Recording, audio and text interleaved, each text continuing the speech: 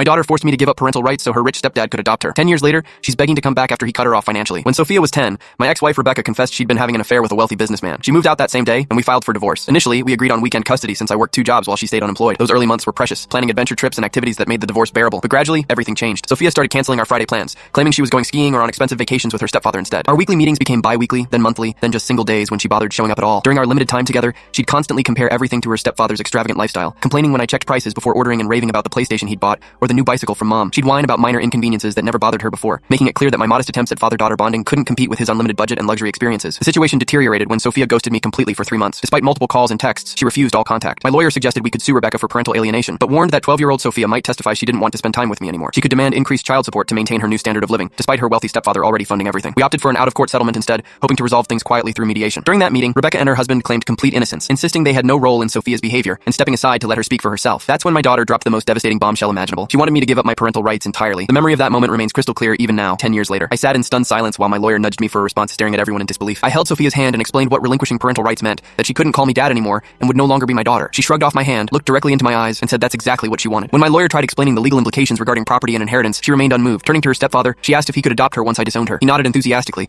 calling her darling while my world completely shattered. After losing my wife to infidelity, Sophia had been my only source of hope and purpose. I'd avoided dating for 2 years after the divorce, wanting to give her my complete attention and love. This rejection felt like the cruelest possible betrayal. My lawyer requested time to consider their demand while I struggled to think clearly. That night, I broke down completely, crying for hours in my empty house while every emotion poured out. My parents rushed over to console me, equally horrified by Sophia's demands. Even my mother's attempts to reason with Sophia failed. She remained adamant that I surrender my parental rights so her stepfather could legally adopt her. My lawyer warned that suing for manipulation would be difficult to prove and expensive to pursue, especially since Sophia had already chosen their side. Facing no viable alternatives, I reluctantly signed away my rights to the child I'd loved unconditionally. The aftermath was devastating. I lost my second job, then my primary employment, eventually moving to a different town where I wandered aimlessly for months. Recovery took 2 years of therapy, gym routines, and solo hiking trips that gradually helped me rebuild my shattered life. During one trek, I met Brianna, who had a 5-year-old daughter named Grace. When Brianna first introduced us, I broke down seeing Grace, reminded painfully of Sophia. I maintained a careful distance, terrified of getting hurt again. But when Grace asked me to adopt her on her 12th birthday, I felt overwhelmed with unexpected joy. Now I have 2 daughters, Grace and 3-year-old Riley with Brianna. Last week, returning from work, I saw a familiar face that made my blood freeze. Sophia, now 22, had grown taller and prettier, but was unmistakably recognizable. She ran toward me shouting, "Dad, I'm your daughter, Sophia. I finally found you." I looked at her with dead eyes and replied that I have 2 daughters, but she's not one of them. Before she could respond, I walked away, warning her to stop following or I'd report her to police. The next day, she appeared at my house, claiming Rebecca had died and her stepfather brought his mistress home, cutting off financial support and threatening to disown her. She begged for another chance while I listened with complete emotional detachment. I told her plainly that her problems weren't my concern and slammed the door in her face. She then manipulated my mother with tears and sob stories, convincing mom that I should reconcile for family harmony. But the pain she inflicted 10 years ago hasn't healed, and I refuse to open that wound again. During our final conversation arranged by my mother, Sophia revealed she'd been so pampered by Rebecca and her stepfather that she never finished high school, too busy vacationing and dining to focus on education. She claimed Rebecca had orchestrated the entire parental rights scheme to humiliate me publicly. When I asked what she expected from our relationship now, she immediately inquired about inheritance and financial support. The moment I explained she'd receive only love while my property and insurance would go to Grace and Riley, her enthusiasm vanished completely. She hasn't contacted us since, proving once again that money was her only motivation for reconnection.